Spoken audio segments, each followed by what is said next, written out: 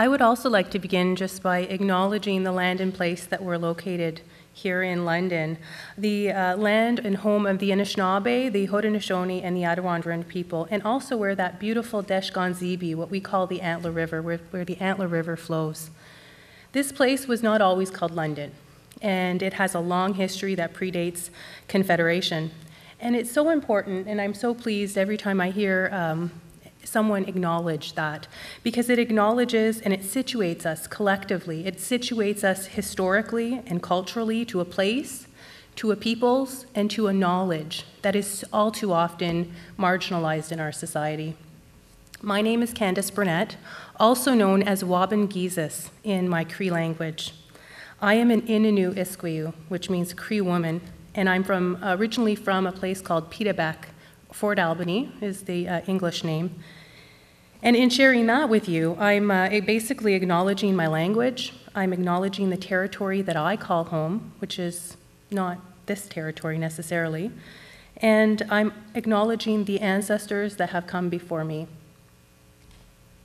As a little girl, when my mom would tuck me into bed at night, she would say, "Candace, you can be anything you want to be." My mom was 15 years old when she got pregnant with me. I was the first of 2 daughters. She often reminds me, still to this day, how in many ways we grew up together. With no childcare for young parents like herself, she did the responsible thing, and she left school in grade 10. Today we might say she was pushed out of school. Needless to say, we didn't have much growing up. And for a while, we lived on social assistance, and we endured the stigma associated with that.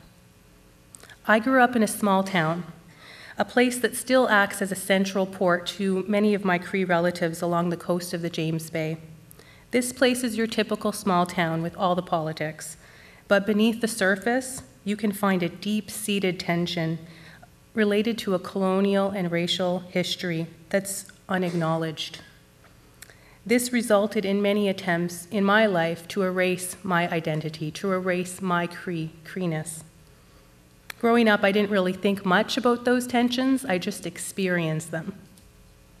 Candace, you can be anything you want to be, but you'll also struggle with your identity, and you'll try to piece together the fragments of your culture. In school, I wasn't strong academically, nor did I thrive in sport.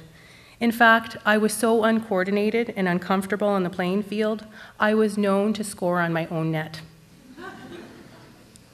To be honest, I hated school.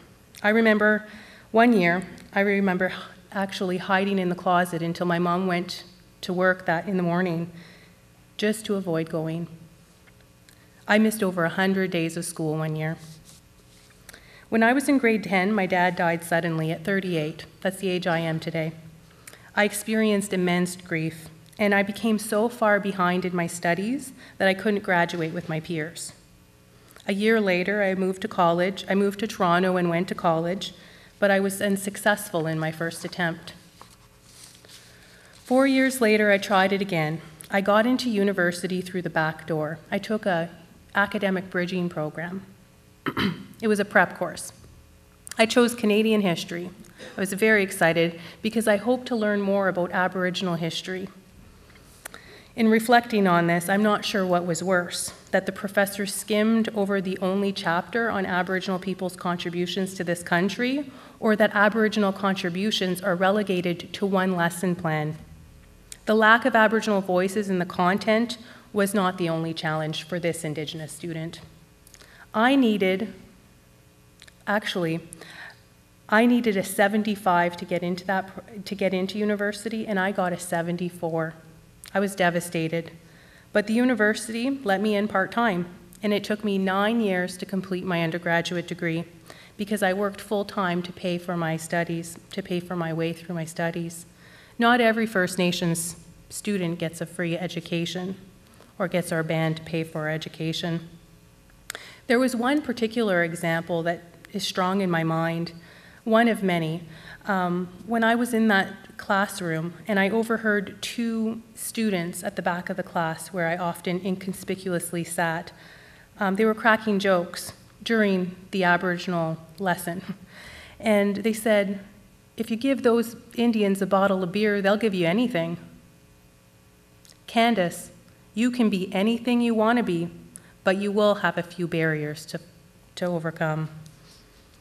It was during those years in university that my love for learning was ignited so strong, especially in the Aboriginal Studies courses, where my Indigenous professors shared material that helped me make sense of my experience and understand our history. Reading and articulating the social experiences of Indigenous people was liberating. I also discovered a community on campus through the university's Aboriginal Student Services. It was a small, rundown space tucked away on the edge of campus. This place became my urban home, a safe place for me and other students to gather and connect, share our experiences around colonialism and oppression, explore our ideas, and find our voices. Candace, you can be anything you want to be, and don't forget to ask for help, and you'll find strength in your community. I never grew up wanting to be a leader, but over the years I grew and I changed. I also began to see something greater than myself, a need for change in universities, a need for more Indigenous students, more staff, more faculty members. To think that 50 years ago there were virtually no Indigenous peoples in universities. That my grandmother, a residential school survivor, did not have the right to vote, never mind go to university. Today, there's a really exciting shift happening across this country. There's finally a national discourse that's emerging through the truth and reconciliatory work that's opening up spaces like this for Indigenous voices and peoples. Candace, you can be anything you want to be, and remember who you are and where you come from. In writing this speech, I wanted to privilege my Cree identity and culture rather than succumb to those tendencies to look at us in a negative way, in a deficit way.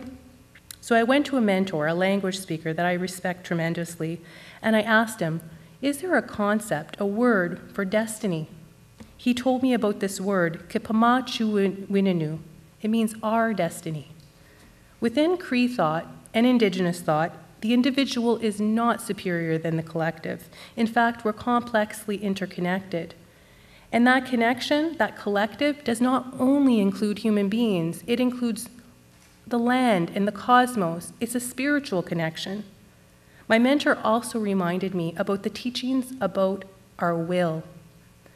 It is told to us that our will is the greatest gift that we are given from Gitchimanadu, from the great creator. So I guess in reflecting on that, I've chosen to take those collective experiences of Indigenous peoples in my family and my not so great experiences in education and make them into something better, a benefit for the next generation. I guess I chose to be an educational leader, not because I'm gifted or special, but because the collective will of my ancestors demands more. As an Indigenous female leader, I believe that universities need Indigenous peoples just as much as Indigenous peoples need universities. And I also believe that Indigenous knowledge has something to offer the world because it transcends the self-interested and competitive approaches that are all too often prevalent in our society. Most importantly, I believe in those limitless words that my mom used to say to me. Candace, you can be anything you want to be. Mom, I love you, and thank you for believing in me.